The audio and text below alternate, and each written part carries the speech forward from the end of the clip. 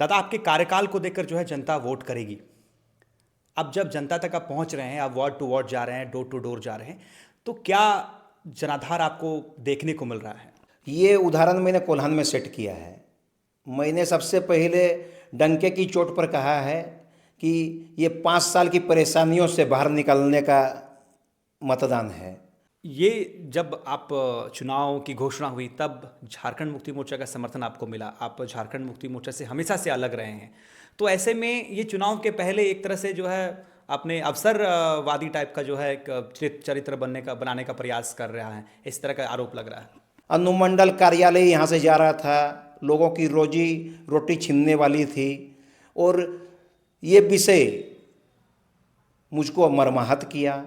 ऐसा मंजर था, लोग अपनों से मिलने से कतराते थे, लोग अपने से दूर होते हुए चले थे, अगल बगल के घरों से सिसकियाँ आती थी। नमस्कार, आप देख रहे हैं छोटा नागपुर लाइव और मैं हूं दशरथ प्रधान। चूंकि हमने आपसे वादा किया था कि हम जितने भी प्रत्याशी हैं, चाहे वार्ड पार्षद हो या फिर नगर पंचायत के अध्यक्ष हो, सभी से हम मुखातिब होंगे और उनकी जो विजन है नगर को लेकर, ये आप तक हम पहुंचाएंगे। हमारे साथ नगर पंचायत प्रत्याशी मनोज चौधरी जी हैं, उनसे जानने का प्रयास करेंगे। चूंकि उपाध्यक्ष रह चुके हैं, तो ऐसे में दादा, आपके कार्यकाल को देखकर जो है जनता वोट करेगी। अब जब जनता तक आप पहुंच रहे हैं, आप वार्ड टू वार्ड जा रहे हैं, डोर टू डोर जा रहे हैं, तो क्या जनाधार आपको देखने को मिल रहा है? पहले तो आपका छोटा नागपुर लाइव चैनल को मैं धन्यवाद देता हूं कि जनता को प्रत्याशी चुनने में आप लोग मदद कर रहे हैं। सबसे पहली बात है कि जनता किस बात को देखकर वोट करेगी, ये उदाहरण मैंने कोल्हान में सेट किया है।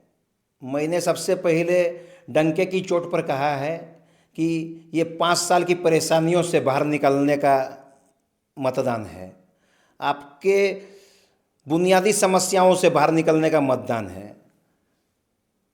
मैं पिछले 2018 में जनता ने मुझे आशीर्वाद दिया था और मैं उपाध्यक्ष के पद पर बिना भेदभाव काम किया, वो सारी जनता जानती है।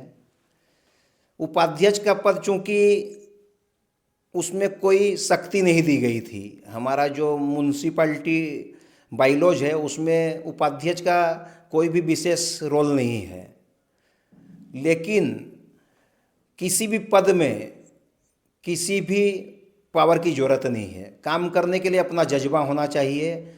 हम लोग को संविधान में चेयरमैन वाइस चेयरमैन अपनी जगह है, लेकिन एक आम आदमी को भी बहुत बड़ा ताकतवर बनाया है, क्योंकि गणतंत्र दिवस जो होता है, गण का तंत्र, गण द्वारा तंत्र चलाया जाता है। तो गणतंत्र का मीनिंग है गण के द्वारा मतदान के जरिए प्रत्याशी चुनना पड़ता है और वही तंत्र चलाते हैं। उसीलिए गणतंत्र का विषय में भी बहुत कम लोग जानते हैं, गणतंत्र क्यों कहते हैं।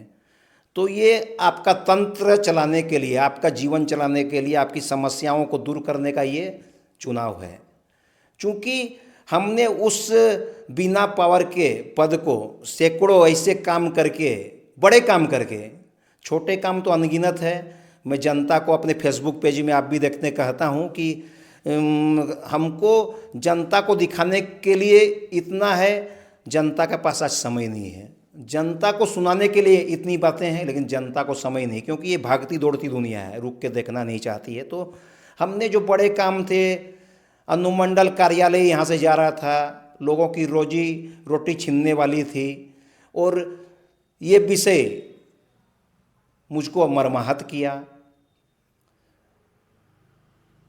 हमारे सरायकेला वासियों की रोजी रोटी से जुड़ा हुआ प्रश्न था, मुझे अंदर से झकझोर दिया और मैं अपने आप को रोक नहीं सका, और मैं जिद पकड़ ली कि ये किसी भी हालत में यहाँ से नहीं जाएगा। हमारे सरायकेला वासियों ने पूर्ण सहयोग किया, बार एसोसिएशन ने पूर्ण सहयोग किया, और मैं आमरण अनशन पर बैठ गया। और 5 दिनों के आमरण अनशन के बाद राज्य सरकार, जिला प्रशासन सबको झुकाने में कामयाब हुआ। कोविड के कालखंड में पूरा दुनिया ठहर सी गई थी, ऐसा मंजर था, लोग अपनों से मिलने से कतराते थे, लोग अपने से दूर होते हुए चले थे, अगल बगल के घरों से सिसकियाँ आती थी। लेकिन मेरा जो सेवा का संकल्प था वो धीमा नहीं हुआ। महाकाल ने मुझे शक्ति दी और मैंने दिल से कोविड की कालखंड में ऑक्सीजन सिलेंडर, सूखा राशन, पका राशन, ऑक्सीमीटर, दवाइयाँ, मास्क, यहाँ तक आर्थिक सहयोग भी करने का सौभाग्य मिला और वो मंजर पार हो गया। उस दौरान बहुत करीबी से मैंने सेवा की थी और मुझे भी कोविड का संक्रमण हो गया। कोविड के समय हमारे विरोधियों ने, हमारे विरोधी जो आज आंसू बहा रहे हैं या उनके कहीं आहत हुआ है, तो उन्होंने कोविड के कालखंड में जो हमारी सेवा थी और हमारा जो प्रसिद्धि बढ़ रही थी, तो उन दिनों उनकी सरकार थी। मुझे झूठे केस में फंसाकर कोविड का जेल भिजवाया गया, लेकिन मैं टूटा नहीं, मैं झुका नहीं, क्योंकि वो लोग मेरा मनोबल गिराना चाहते थे। ना एक सवाल जो है, चूंकि आप एक प्रबुद्ध नेता हैं, साथ ही साथ पहले भी पद में थे, तो कुछ ऐसे सवाल हैं जो जनता की सवाल है, वो चाहती हैं आपसे जवाब जानना। तो ये सवाल, अगला सवाल जो मेरा रहेगा ये है कि ये जब आप चुनाव की घोषणा हुई तब झारखंड मुक्ति मोर्चा का समर्थन आपको मिला, आप झारखंड मुक्ति मोर्चा से हमेशा से अलग रहे हैं, तो ऐसे में ये चुनाव के पहले एक तरह से जो है आपने अवसरवादी टाइप का जो है एक चरित्र बनाने का प्रयास कर रहा है, इस तरह का आरोप लग रहा है। देखिए, इसमें स्पष्ट तौर से ये बात है कि नगर पंचायत चुनाव में कोई पार्टी का विशेष रोल नहीं है, क्योंकि यहाँ पर कोई नीति नहीं बनती है। नीतियाँ की जहाँ बात है वहाँ पर विधानसभा लोकसभा में नीतियाँ बनती है। यहाँ विकास की बात है, बुनियादी बातों की बात है, बुनियादी सुविधा कैसे लोगों को बहाल करें। तो इसके पहले भी लोग आरोप प्रत्यारोप लगा रहे थे, लेकिन मैं जो यहाँ पर मैं ये जानता हूँ, मैंने यहाँ के लोगों का दिल से काम किया है और रात दिन काम किया, 24/7 आवर काम किया है, वो प्रत्येक जनता जान रही है। और मेरा जो स्लोगन है, सुनो सरायकेला चुनो काम वाला, आज सरायकेला में सर चढ़कर बोल रहा है। तो इस बात को मैं क्लियर कर देता हूँ आपके न्यूज चैनल के माध्यम से। मैं जो वहाँ पर विजयी होकर जाऊँगा तो जनता की मेरे साथ बहुत सारी अपेक्षाएं हैं, और चूँकि अपेक्षाएं बिना पैसे के पूरी नहीं होगी, तो हम केवल वहाँ पर एक सम्मान पाने के लिए नहीं जा रहे हैं। यहाँ पर हमको कुछ करके दिखाना है, और कुछ करके दिखाने के लिए डबल इंजन की शक्ति की ज़रूरत है।